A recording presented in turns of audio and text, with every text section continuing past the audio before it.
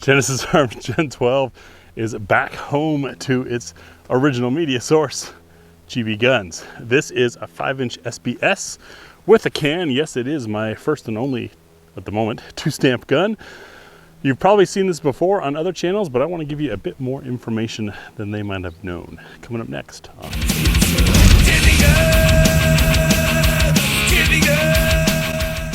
Yes, Genesis Arms was another GBGuns first.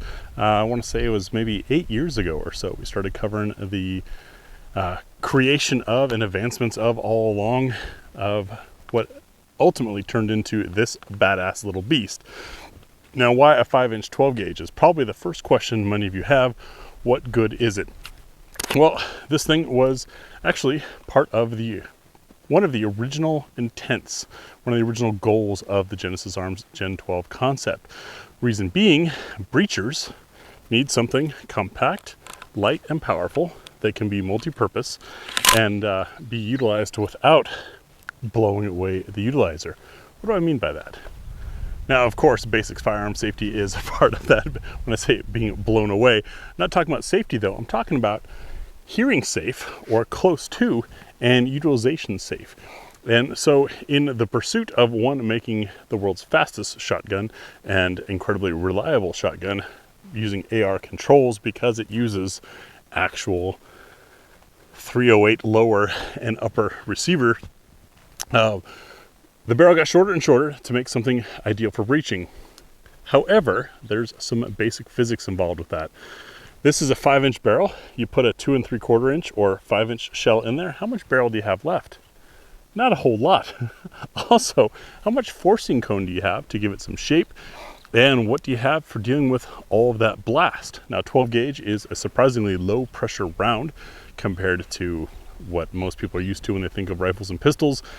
Part of that is because it's an old design. Also, part of that is because we've got a large bore diameter.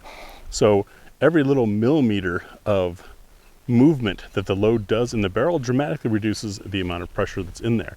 Genesis Arms made something reliable and very fast shooting, very smooth shooting, as you've seen in my other videos.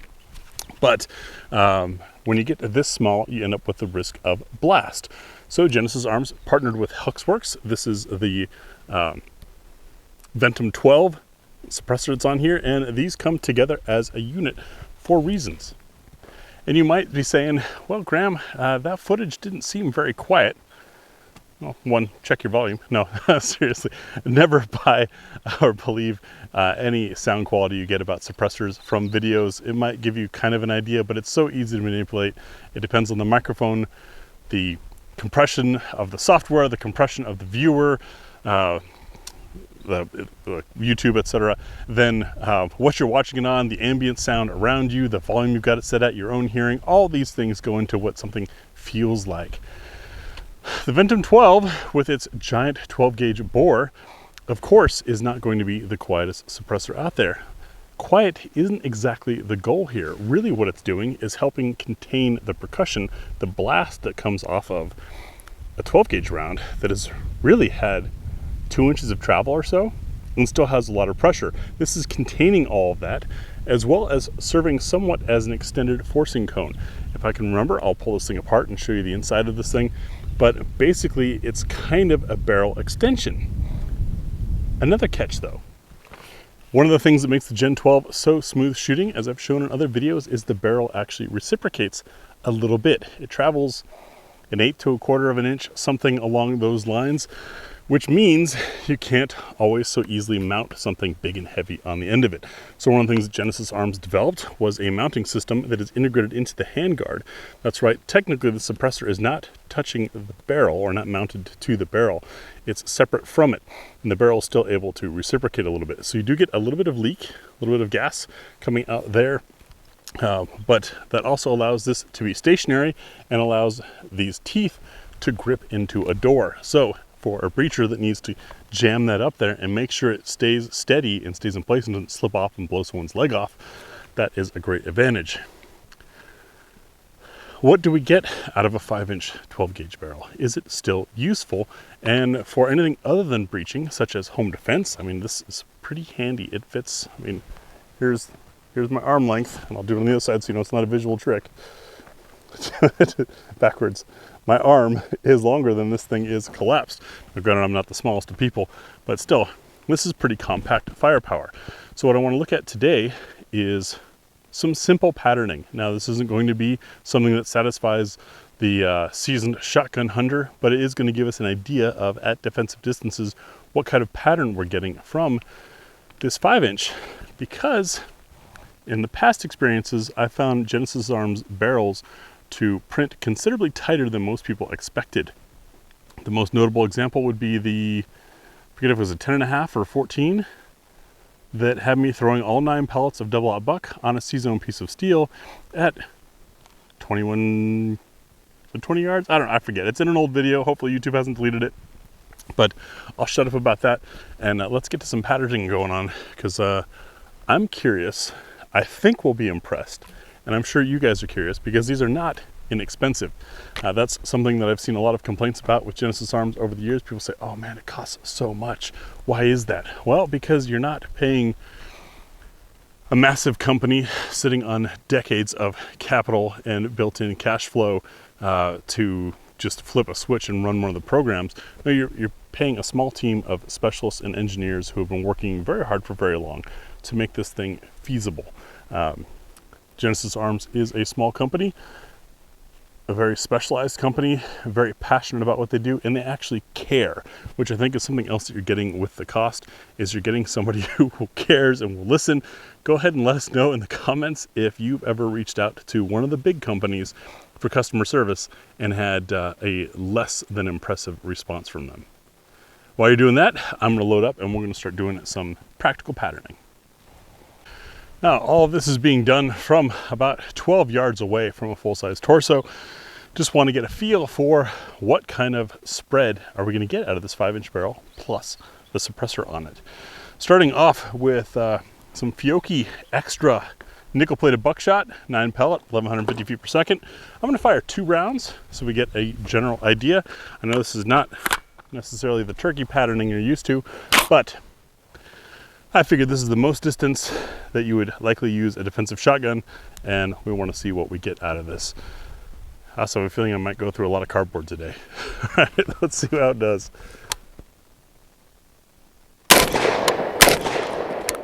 Man, very, very mild recoil. Of course, no issues there. And we can take a look at our pattern. Everything hit a little low. That could be the 0 on this optic, but everything was still center mass. Optic 0, of course, is something that can be adjusted. This will be fun. Some very expensive Hornady Heavy Magnum Coyote nickel-plated lead shot. It says 12 gauge, 3 inches. DREQ is 4. It's an 1.5 ounces of lead. And on the very end, it labels it as double-aught buck. Let's see how we do. I'm going to aim in the same spot. I'm aiming center torso. Much stouter recoil, and as you can see, we got almost 0 spread there. That's pretty devastating. That's an 1.5 ounces hitting. Oof. So maybe you don't quite want to do double-aught buck. How about some Winchester Super X number 4? These are 1,550 feet per second, 1 1/8 ounce. High velocity steel shot. Always be cautious when shooting steel shot, as it tends to bounce around. Fortunately, I'm shooting into dirt, so we should be okay. And I have iPro. Here we go.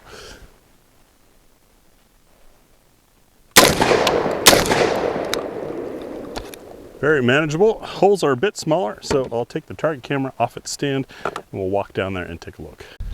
So number 4 is maybe spread a little more than you want, a little too much damage on the interior walls of your house, things like that. So how about some nice high brass Rio slugs? These are 1.8 ounces. They're labeled as low recoil. Are they going to run in this thing? We'll find out in a second here. I'm going to keep that aim at the center. This is also going to finally confirm, well, 0 at least for this. And let's see how we do. The other thing with this is you might be like me, and as a rifleman, you're thinking, well, something like this, why not just load it with slugs and give it a little blip, a little hammered pair? I agree with you, especially when you've got 10 round mags. You can afford to throw a hammered pair, especially if you need to stop someone quickly. So let's see how we do. That's how quickly you can hammer a pair.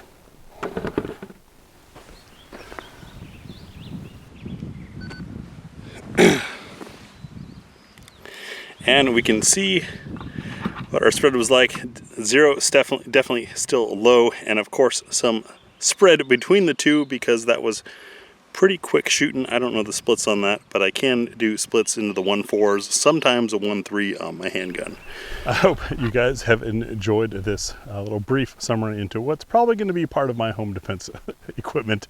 The Genesis Arms Gen 12 SBS 5-incher with the Ventum 12 can on it.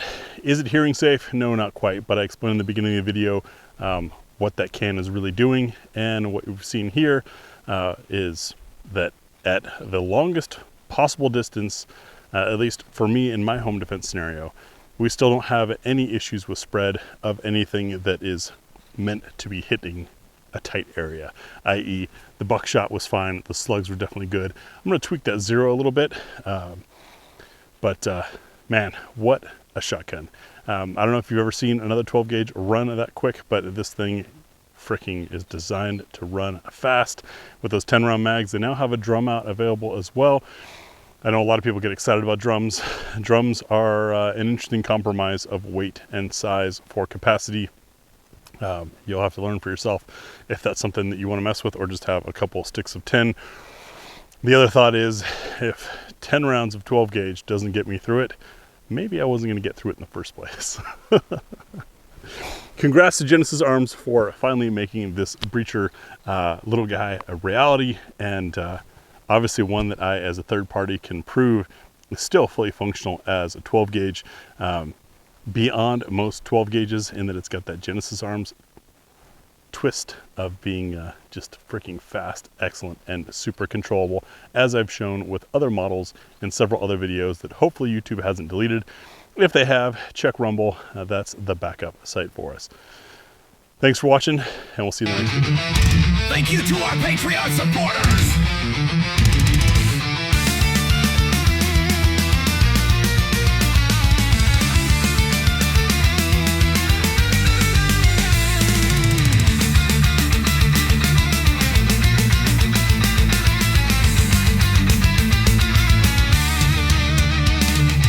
GBGuns and I do 2-level.